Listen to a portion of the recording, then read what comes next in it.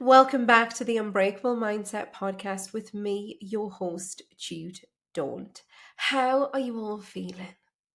I am still a little bit rough around the edges. I'm feeling run down again.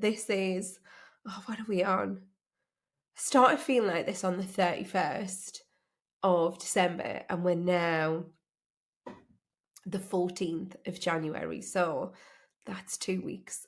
That's 2 weeks that I'm still feeling like this. Now, I will say there's a positive.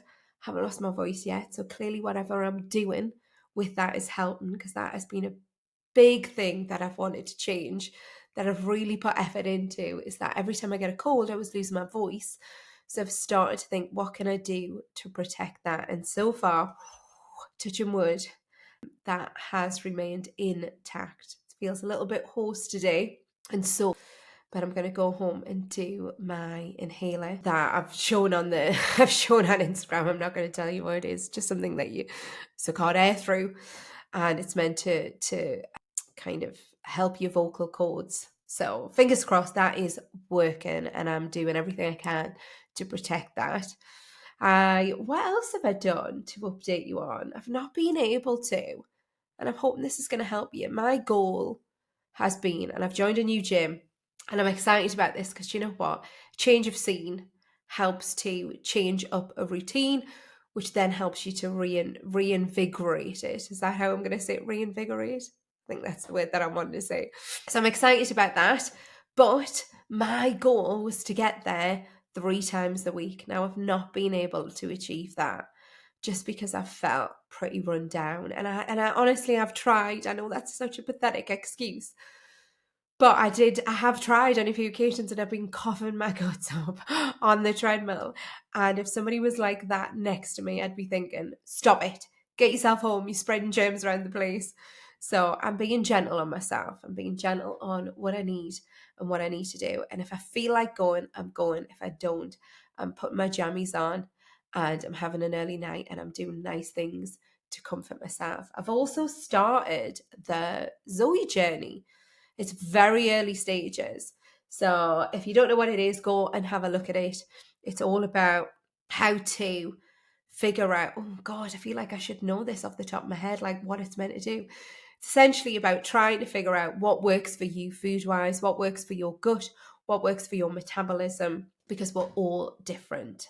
So I have started that journey mainly because perimenopause was taking its toll on me, and my body shape has changed and I've not been able to get it back. So it was something that I wanted to look into in terms of knowing what my body now needs from a nutrition point of view in the stage of life that I'm at. So if you are interested in that, no doubt I will be talking about my journey. I'm probably not going to say too much because it's a personal journey, so there's no point in me giving you advice because it's personal to me, but I will tell you whether it's worked or not, because I think that's a good thing that you might want to know if it's something you're interested in. I will say, on the first day that you started, you have to eat these cookies that they give you. So you've got to have these cookies that they give you for breakfast and cookies that you've got to have for lunch. And I'm not a big eater morning or lunchtime. And I had to at 9 o'clock, and I pushed it back as far as I could. So at 9 o'clock this morning, I started the process of eating these 2 cookies. And they were, hefty. Wasn't like a nice little cookie either. It was hefty. And I was having to like munch it up and like swill water with my mouth as if I was taking a tablet. And honest to God, it took me 20 minutes. And the maximum time you can allow yourself to take these cookies is 20 minutes. And I was dot on trying to finish them off. I've got another 2 to go at lunchtime. And these ones are blue. And from what I understand, they're nowhere near as nice as the ones at breakfast. And the ones at breakfast were horrific. Anyway, that is what I'm doing today. I have set time aside. I'm in the office. I'm doing this podcast for you guys. I've got a few certification inquiry calls that I will be jumping on. And it's really like content day for me today. And thinking about the upcoming masterclass that I've got to prepare for as well. So that is what I'm doing. But what I took time out to do today was to review. And it wasn't a conscious thing. I hadn't set out that this was what I was going to do today. I decided to review my vision board, but really do an overhaul of it. It's not something like, I would love to be the type of person that at the start of January, I've done my vision, I've done my quarterly vision goals, I've set out my targets, my strategies. I haven't done that yet. For one of my businesses, we've done that because I've got a business partner. So we made sure there was a date in the diary to do that. But I haven't really done it for any other area of my life. So I'm conscious to do that before the end of January so that I've got real structure and strategy to work towards. And it just so happened that I was doing my meditation this morning and I decided to look at my vision board and I thought, oh, it's been like that for a while. And not that these things haven't come true. It's just that I haven't updated the vision board and it didn't feel exciting anymore. So the things that were on there, because I didn't feel excited about it, I wasn't focused on them. If I'm not focused on them, they are not manifesting.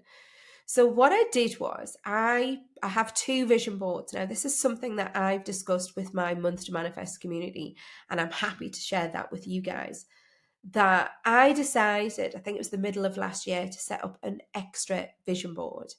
This was my wouldn't it be amazing if vision board. It was things that I hadn't put on my vision board because I didn't deem them as something that I believed was possible. There were huge goals, not, I've got a house on my vision board now that I see as achievable. Now, the house on my wouldn't it be amazing if vision board was like, I don't know, three times the price of the one that's on my current vision board. And there were all these things was, wouldn't it be amazing if, because I realized that one day I was walking through a little village and I saw these amazing houses, like beautiful, like, oh God, I don't even know what era there would have been, but maybe Tudor, maybe before that, just stunning, really, really beautiful style.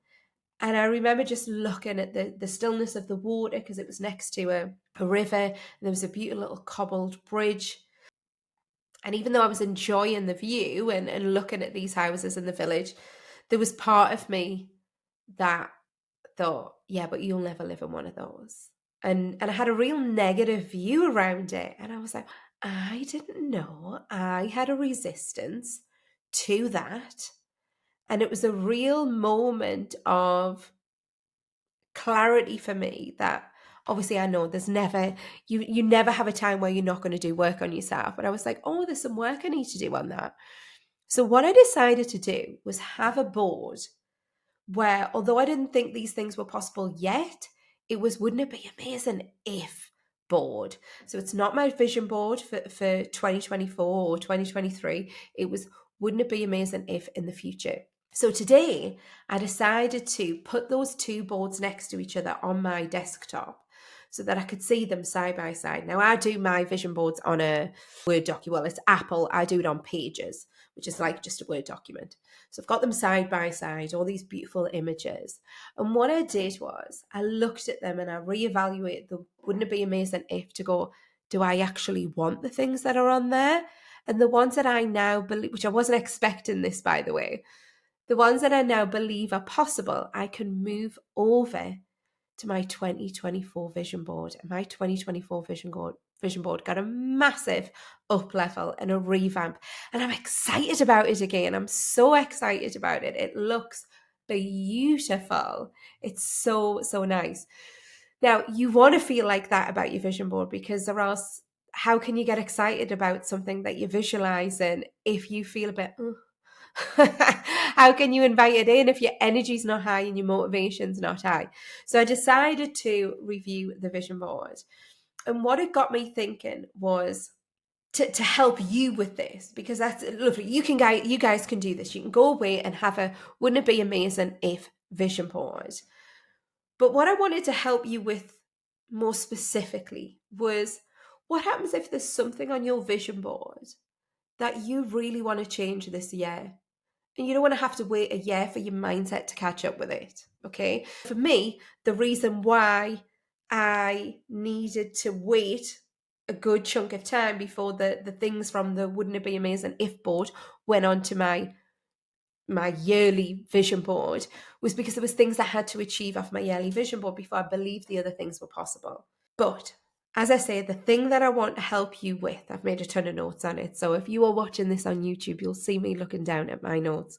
You also might see me taking a drink of water for my little throat issue. What I wanted to help you with is if there's something on your vision board that you really, really want to happen for 2024, but your mindset hasn't caught up with it. And this episode is massively going to help it. It's going to help to reprogram the subconscious part of your brain that keeps telling you it's not possible. Okay?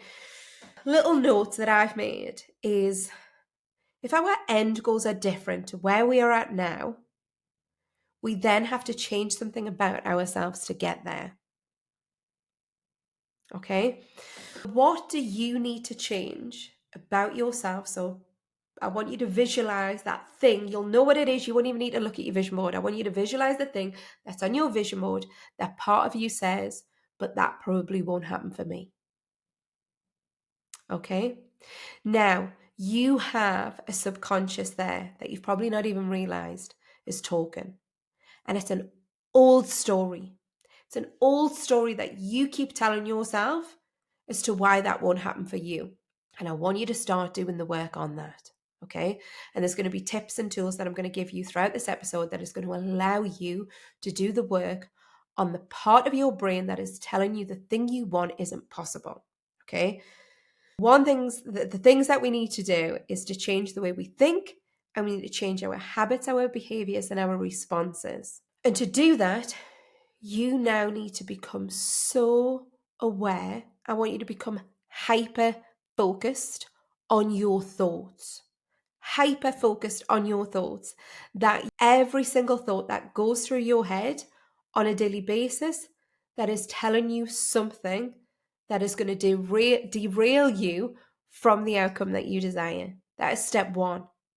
And that is huge. That sounds really easy because you're just thinking a thought and you're being conscious of it.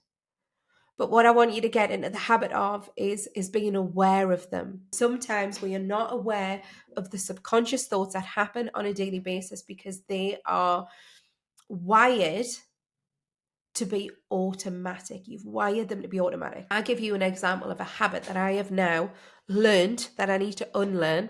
And this is different because it's not a thought, but it is definitely a habit. And it's subconscious. Therefore, I'm not thinking it, I just do it. What I tend to do on a night time when I'm watching TV, not tend to, that's a lie, I do it all the time. What I am doing all the time now when I'm watching TV is I pick my phone up.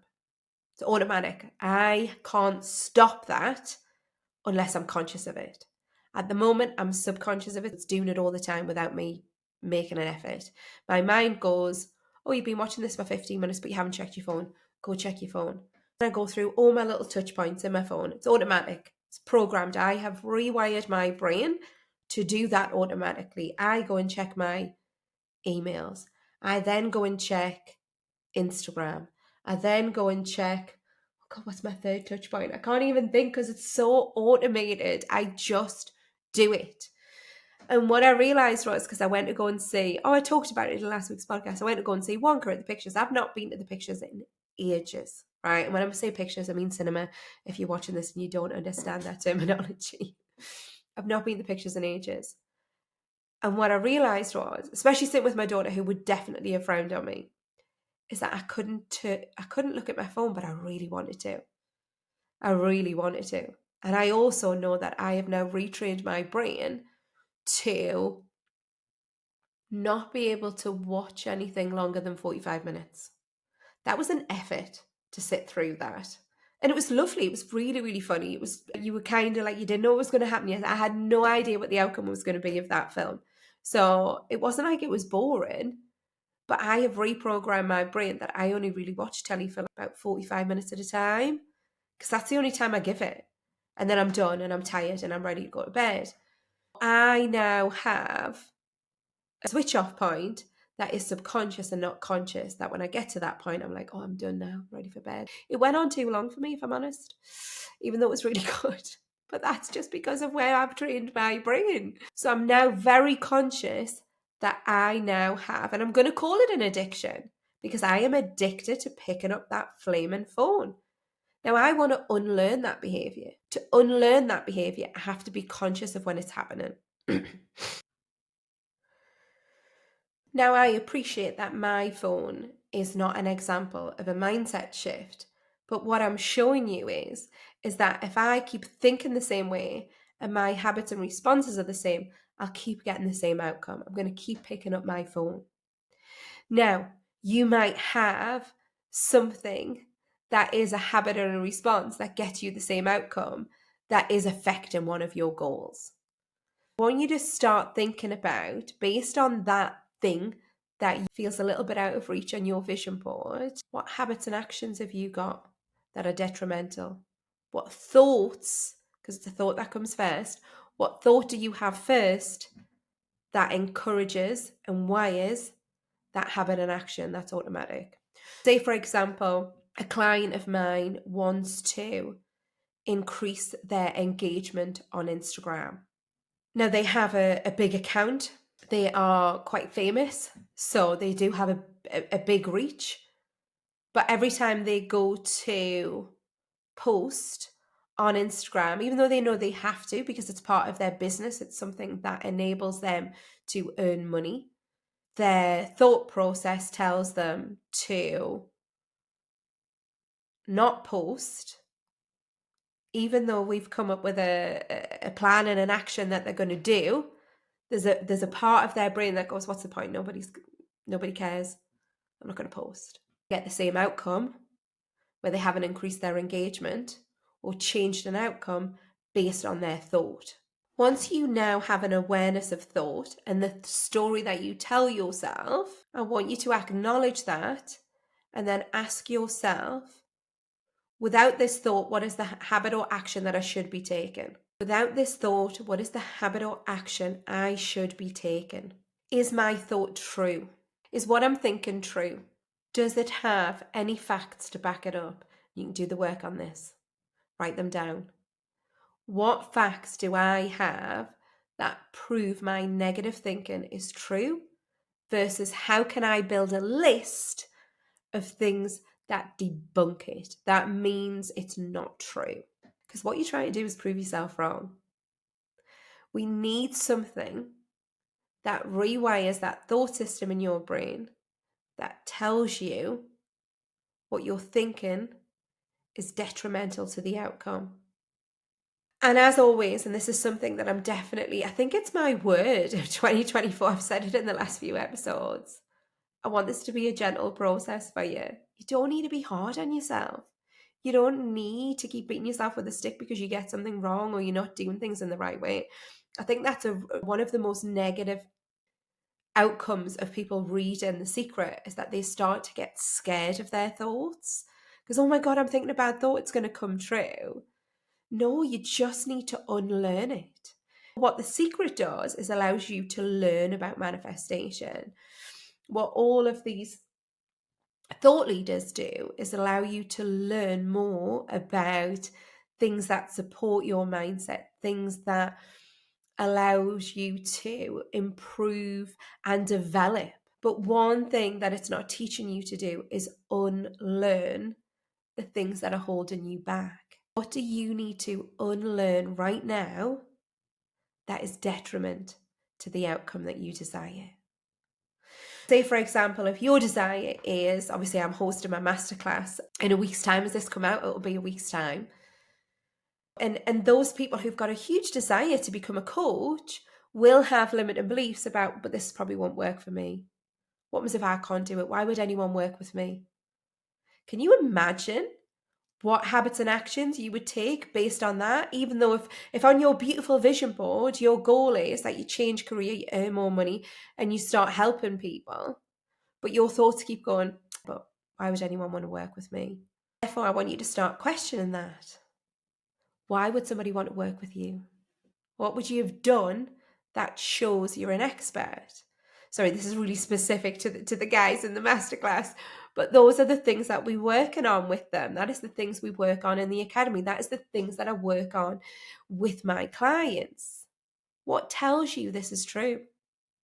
And what habits, actions, responses do you need to take that is going to get you a different outcome? Because at the moment, that thought process is holding you back from change. What do you need to do to be able to shift that up? One of the easiest ways to do this, right? And I still do it now, right? You take somebody that's already got what you have and what you want, and you think, what would they do? It helps you to remove from the emotion that you've got inside of yourself, because it gets you to look outside of yourself and see it from another perspective, which you can do, you'll do, because your friends will come to you for advice and you'll give them advice all day long, but you won't take it for yourself. I want you to think about, right, the person who's got the thing that I want, what were their habits and actions? There's people out there who find it really easy to date and to find the love of their life. What were their habits and actions? You'll know somebody who just is always in a relationship and finds it really easy to get men to fall in love with them, women to fall in love with them. What are the habits and actions? People who always get promoted at work. What are the habits and actions? What are their thoughts that could be different to where you think now? Do the work on yourself. This is so gentle. This is not beating yourself up. This is just conscious thinking to change your subconscious habits and actions. And that is how you reprogram yourself. It's as simple as easy as that. There's structures, there's strategies, there's tools and techniques that you may need to put in place. This is the work that we do with our clients. But this is the first step. Questioning the thoughts and making it really, really easy and gentle. What is the life you want? And what is holding you back? Because I 100% believe that anyone can have whatever they want. And you've got to bear in mind that I started out, my goal was to work in a shop on a till. I had very little goals for myself. I didn't believe I was capable of anything. And yet the universe delivered me a life where I was able to test out opportunities and say, oh, wonder if I could do that. And I did it. And I was like, oh, actually, that's not as hard as I thought it was. Why did I think somebody who's smarter than me could do that? Why did I think that I was too thick not to be able to do that? And I was like, oh, I could do that. And then I did it. And then I thought, oh, well, maybe I could do that. And it was circumstantial that allowed me to start changing my behaviors, my habits, my actions. But I had to be conscious of them. And I had to be willing to step outside my comfort zone. Nothing would have changed for me. I'd have just thought, no, that's not possible for me. I'm not going to do it. I'm not even going to apply, because what's the point? I'll not get it. I never thought like that, because I allowed myself to dream. And when you allow yourself to dream, you allow yourself to take the opportunity, to take the risk. And when you start doing that, the growth that you go through when you start to step little tiny bits outside your comfort zone, you then get to work on yourself more. You then get to see what is needed for that next step. And nothing's really different in a sense of whatever new level, you just have to do the same work on your mindset that you did at stage 1, stage 2, stage 3, stage 4. It's all the work that I've just taught you. It's about questioning your mindset so that you can have the life that you desire. And it is so possible for you to have whatever you want, whatever you desire. But you have to start doing this work on yourself. And find a person that believes in you as well. Because you need somebody who's going to cheerlead you on when you don't feel like you can. Somebody who's going to go, of course you can bloody do it. Go out and do it. I didn't start off with a friendship group like that. And throughout my journey, I feel very blessed that I've been able to have those touch points with people who are adorable and supportive and uplifting. Reach out to somebody that you know and start to have those beautiful conversations. You have that person who's going to go, what are you doing with that thing that you said you were going to do? Share your goals, share your dreams with them, and do this journey with somebody. This is why our Month to Manifest is such a lovely group, because people get to know each other and people get to cheerlead each other on with their goals and their dreams. But see if you can do that for yourself as well. Thank you so much as ever for listening to the podcast. If this has resonated, then please do, if you haven't already, write me a review on whichever podcast app you listen to. It makes a huge difference. I've not asked you in ages, but it does make a huge difference, and I would really, really appreciate it. If you are watching this now on YouTube, dropping a comment underneath really, really helps as well. Sharing the podcast episodes, sharing the YouTube videos really does help to spread this message further. Have an amazing week, everyone.